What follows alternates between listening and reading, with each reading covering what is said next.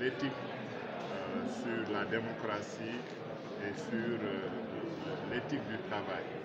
Et on peut remonter à plusieurs de nos références propres où on peut voir que nos sociétés sont des sociétés où le travail a un rôle central. On peut même dire que c'est des sociétés travaillistes où la valeur libératrice passe par le travail. Et ce sont aussi des sociétés fortement solidaires, communautaires. Et donc l'entrepreneuriat se passe à l'échelle des communautés. Et donc économie sociale et solidaire s'entend sous ce rapport-là, entreprendre pour innover, entreprendre en s'associant, entreprendre autrement pour faire en sorte que le travail puisse être le facteur libérateur de l'épanouissement de l'être humain. Au-delà de cette recherche de profit, vous l'avez justement, il y a une corrélation. Oui, je termine avec elle. D'accord. Cette dimension humaine, c'est le bon concept qui prend en compte cette solidarité-là et qui tient un ancrage formé dans la population sénégalaise. Oui, d'abord, le premier principe, c'est l'ancrage territorial de l'économie sociale et solidaire. Deuxième principe, son ancrage communautaire. Troisième principe, son ancrage démocratique. Et c'est donc les groupes qui œuvrent autrement.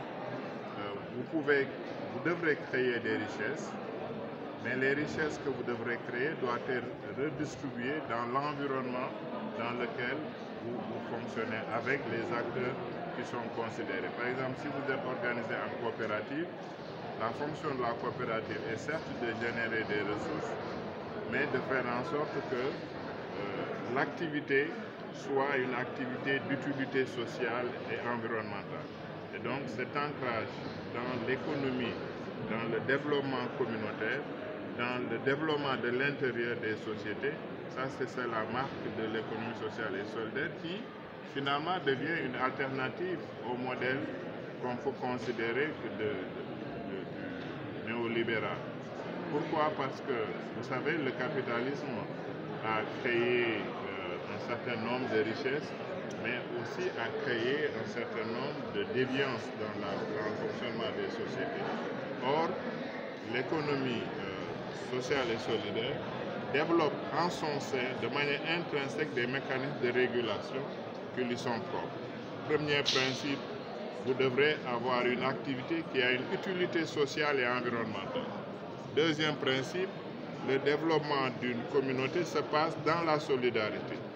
Troisième principe, les règles de fonctionnement de l'entreprise ne doivent pas être extérieures aux acteurs qui sont impliqués directement, mais plutôt de faire en sorte que ces acteurs soient suffisamment impliqués. Voilà donc un certain nombre de principes qui sont aux antipodes de ce que nous avons actuellement. Par exemple, ce que l'économie sociale et solidaire développe assez fortement, c'est de valoriser les produits des terroirs.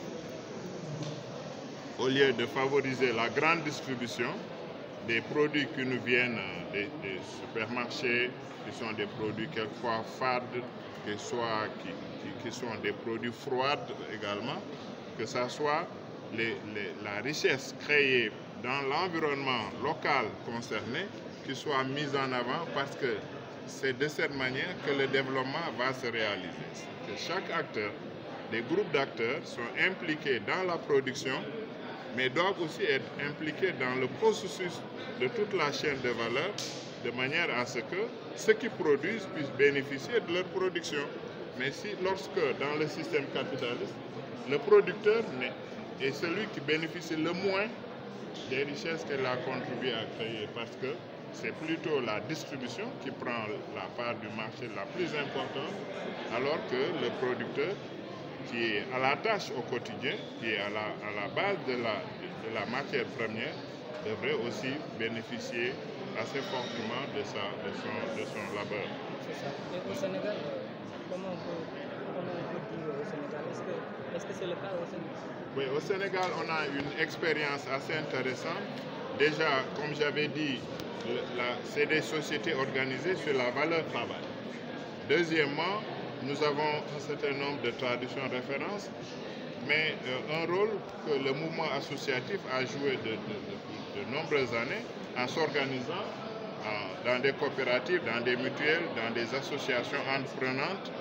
Et nous avions eu aussi l'expérience du socialisme autogestionnel, notamment sous la houlette du président Mamadou Dia, avec au centre l'activité coopérative, mais aussi l'animation rurale, la création d'écoles de formation, notamment l'ENEA, le centre des cadres ruraux de Bambey, pour créer les conditions pour que le producteur rural soit accompagné suffisamment pour tirer profit de son travail, du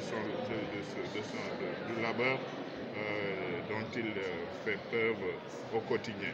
Et cette expérience a connu des moments de panne, parce que le modèle des coopératives était perçu comme étant venu du dehors. Et progressivement, on a vu, à mesure que la société évoluait, la société se rappropriait à nouveau le modèle de l'entreprise collective, qu'on appelle coopérative, mutuelle ou association entreprenante. Et ça a donné un certain nombre de mécanismes d'organisation sous forme coopérative. Par exemple, quand quelqu'un est dans un quartier quelconque, lorsque sa famille n'est pas proche, n'est-ce pas, il peut s'appuyer sur le daïra du quartier, qui peut lui servir de mécanisme de trouver de la parenté, de mécanismes d'interconnaissance qui permet de prendre en charge certaines cérémonies. Et lorsque, dans des situations de désastre, en fait, quelqu'un meurt, on voit bien que les sociétés coopératives funéraires prennent en main l'organisation de la cérémonie, le transfert à Tuawan, à Touba ou ailleurs, et pour lui donner à la personne humaine toute sa dignité jusqu'au bout de sa vie.